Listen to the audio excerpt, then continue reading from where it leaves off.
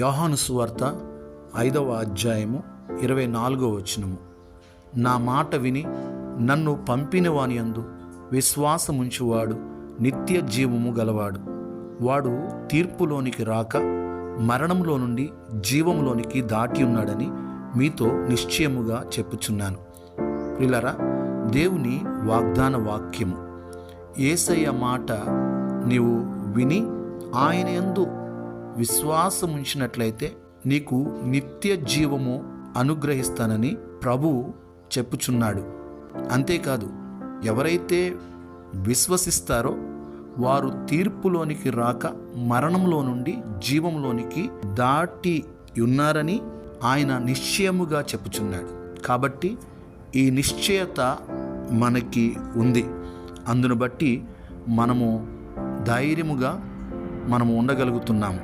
ప్రార్థన. పరిశుద్ధుడా యేసయ్య, మీకు వందనాలు.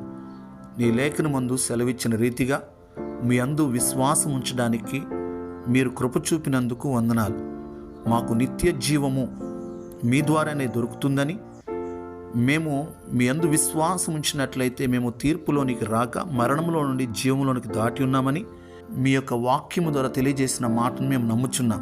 ఈ వాగ్దాన వాక్యం విని ప్రార్థనలో ఏకీభవించిన ప్రతి ఒక్కరిని, వారి కుటుంబాలను దీవించండి.